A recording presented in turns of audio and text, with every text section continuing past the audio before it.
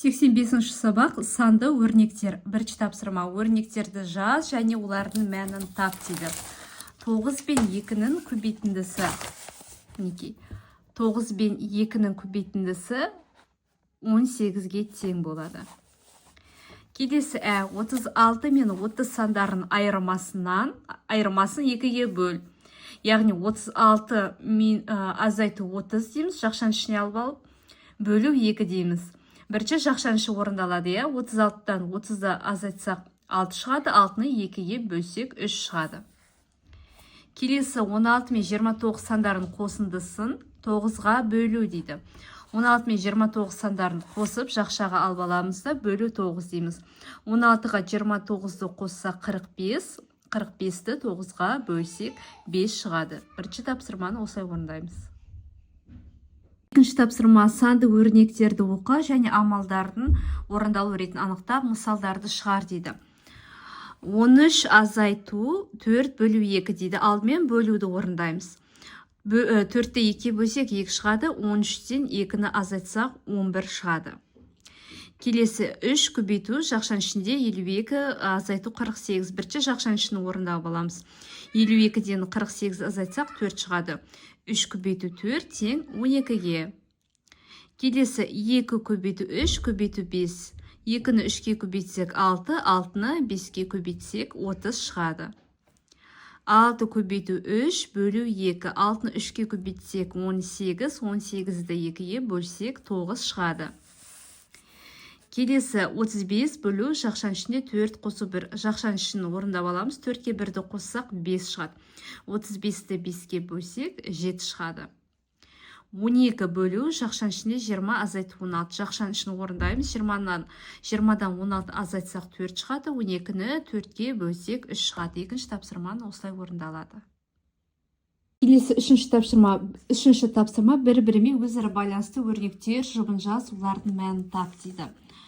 Енді бір-бірімен өзара байланысты бұл жерде бірінші 8 көбейту 3, 8 көбейту 3, 24-ке тең. Бұл мен өзара байланысты мынау қауында тұрған 24 бөлу 3 тең 8-ге. Мінекей жазып шықтық. Келесі 7 көбейту 5 тең 35, онымен өзара байланысты 35 бөлу 5, ол 7-ге тең. Келесі 9 көбейту 4 36-ға тең, өзара байланысты ол 36 бөлу 4 тең 9-ға. 7 көбейту 3 21-ге тең, өзара байланысты 21 бөлу 3 тең 7-ге. 5 көбейту 3 15-ке тең, өзара байланысты 15 бөлу 3 тең 5-ке. Мінекей осы өзара байланысты жазып шықтық. Мінекей. Енді бұл жерде айтып тұр, көбейту мен бөлудің компоненттерін пайдаланып, мүмкін болатын барлық теңдіктерді жаз дейді. Енді бұл жерде теңдіктерді жазып шығатын болса, 8 көбейту 3 тең 3 көбейту 8, бір-бірін ауыстырсақ, екеуі де 24-ке тең. 8 көбейту 3 тең 3 көбейту 8, 7 көбейту 5 тең 5 көбейту 7, яғни орнын ауыстырсақ, мәндері бірдей шығады.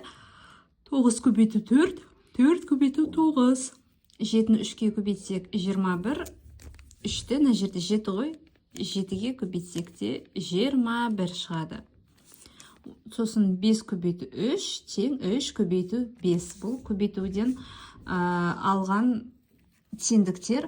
Енді бөлулердің арасынан мен түсінгенім бойынша бөлулер, енді біз 36-ны 4-ке бөлсек, 36-ны 4-ке бөлсек 9 шығады, ал 36-ны 9-ға бөлсек 4 шығады. Бұлар өзара тең емес, сондықтан бұлай жаза алмаймыз. Енді мыналардың арасынан теңдіктерді құруға болады. Мен мына екеуін таңдадым. 35 бөлу 5, 21 бөлу 3. 35-ті 5-ке бөлсек 7 шығады, 21-ті 3-ке бөлсек 7 шығады. Бөлудің компоненттердің арасынан осылай жазуға болады. Мінекей.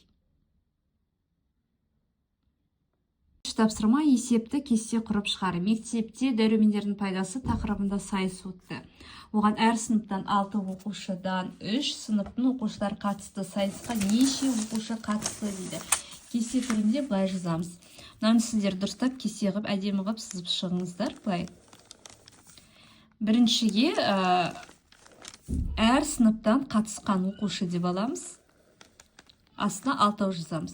Екінші сынып саны 3 және барлық оқушыны табуымыз керек, сұрақ белгісі.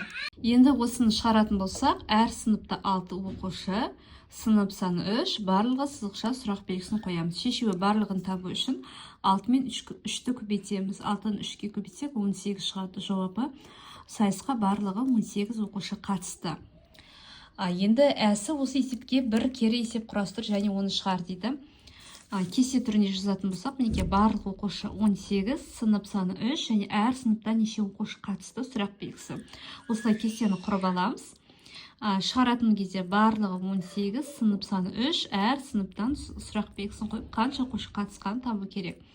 Шешуі барлығы оны табу үшін 18-ді 3-ке бөлеміз. 6 шығады жауабы. Әр сыныптан 6 оқушы қатысты. Мінеке төртінші есепті осылай шығарамыз. Бесінші тапсырма есепті оқы. Оны шығару тәсілдерін түсіндір. Айнұрда 20 теңгелік және 50 теңгелік 2 монета бар. Ол 40 теңгеге дәптер сатып алды. Айнұрдың неше теңгесі қалды дейді. Мінеке Айнұрда 20 теңге және 50 теңгелік 2 монета бар. Ол сатып алды 40 теңгеге және қалды сұрақ белгісі. Шешуі ода қанша теңге қалған білу үшін алдымен Айнұрда неше теңге бар, соны анықтап аламыз. Яғни 20 қосу 50 теңге 70 теңге бар және одан сатып алған дәптердің бағасын азайтамыз. 20 қосу 50 азайту 40 дейміз. Сонда Айнұрда 30 теңге қалады. Мінеке бұл бірінші тәсіл.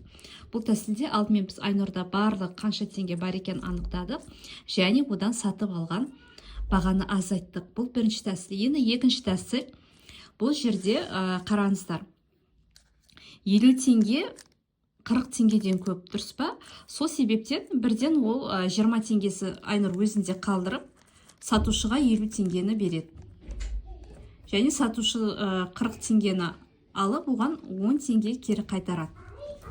Сонда, мына жерде 10 теңге қайтарса, 20 теңгемен 10 теңгені қоссақ, сонда 20 теңгемен 10 теңгені қоссақ, 30 теңге шығады. Мінеке екінші тәсілде, яғни 50 теңгеден 40 теңгені азайтып, оған 20 теңгені қостық, сонда 30 теңге шығады. Бесінші есеп осылай шығарылады. Есеп теңдеулерді ғана көшіріп жаз, олардың шешуін тап. 37 азайту 7 тең 30 бұл теңдеу емес, өйткені бұл жерде белгісіз сан жоқ. 80 азайту 24 теңдеуге жатпайды. 62 азайту 2 кіші 70-тен бұл да теңдеуге жатпайды. X азайту 72 тең 28 бұл теңдеуге жатады, осыны жазамыз. 500 қосу x тең 900 теңдеуге жатады, осыны жазамыз. 42 үлкен 8 көбейту 5 бұл жатпайды, бұны жазбаймыз. Демек біз 2 теңдеуді жазамыз. Енді соны шығарайық. X азайту 72 тең 28. X табу үшін 28-ге 72-ні қосамыз. X 100-ге тең болады. Тексеретін болсақ, 100-ден 72-ні азайтсақ, 28 шығады. Теңдеуіне 2 жағы тең еседі. Келесі 500 қосу x тең 900-ге, x тең 900-ден 500-ді азайтамыз. Сонда біздің x-іміз 400-ге тең. Тексеретін болсақ, 500 қосу 400 тең 900-ге. 900 2 жақ тең еседі. 6-шы есепті осылай шығарамыз. Бірінші тапсырма өрнектерді жаз, олардың мәнін тап. 45-ті 4 пен 1-дің қосындысына бөлу дейді. Мінеке 45 бөлу жақшан ішінде 4 қосу 1 деп аламыз. 4-ке жақшан үшін орындалады. Алдымен 4-ке 1-ді қоссақ 5 шығады. 45-ті 5-ке бөлсек 9 шығады. Келесі 43 санынан 36 мен 4-дің бөліндісін азайту. 43 санынан 36 мен 4-дің бөлінісін азайту. Жақшаны қоймасақ та болады, себебі бірінші бөлу орындалады. 36-ны 4-ке бөлсек 9 шығады. 43-тен 9-ды азайтсақ 34 шығады. 7-ші есеп осылай орындалады. Тапсырма. Шаруа егістіктен көкөністер жинады. Осы туралы мәліметтер дөңгелек диаграммада көрсетілген. Мінеке мына диаграммада көрсетілген. Сөйлемдерді толықтыр. Ең көп жиналған көкөніс ол, мінеке енді мына жерде көкөністер жазылып тұр, иә. Ең көп жиналған қайсы? Диаграммада көрсетіліп тұр картоп. Ең көп жиналған көкөніс ол картоп. Мінеке осылай жазамыз. Ең көп жиналған көкөніс ол картоп. Енді сәбіз, мінеке сәбіз қайсыған қарағанда көп жинады, қайсыған қарағанда аз жинады, соны жазуымыз керек. Мына жерде енді сәбіз орам жапырақтан көп, иә? Орам жапыраққа қарағанда көп жинады. Мінекей жазып қойдық. Сәбіз орам жапыраққа қарағанда көп жинады. Бірақ, мына қызанақ меніңше сәбізден үлкендеу сияқты, иә? Әлде сіздерде қалай? Немесе картоп деп алайық, картоптан аз екені көрініп тұр. Бірақ картопқа қарағанда аз. Сәбіз орам жапыраққа қарағанда көп жинады, бірақ картопқа қарағанда аз жиналды. Осылай жазып шығамыз. Мына жерде картоп деп жаза салайық. Картоп. Енді диаграмма бойынша өзінің ақиқат пікірлер құр дейді. Ең аз жиналған көкөніс ол бізде орам жапырақ. Осылай жазсақ болады. Ең аз жиналған көкөніс ол орам жапырақ. Ал қызанақ картопқа қарағанда аз жиналды. Көріп тұрмыз, иә? Картоп ең көп екен, қызанаққа қарағанда көп. Қызанақ картопқа қарағанда аз жиналды. Мінекей осылай пікір құрып шықтық. 8-ші тапсырма осылай орындалады. Дәрумендер адам ағзасында 6 сағатқа дейін ғана сақталады екен. Достар, каналыма тіркеліп, видеоға лайк басуды ұмытпаңыздар.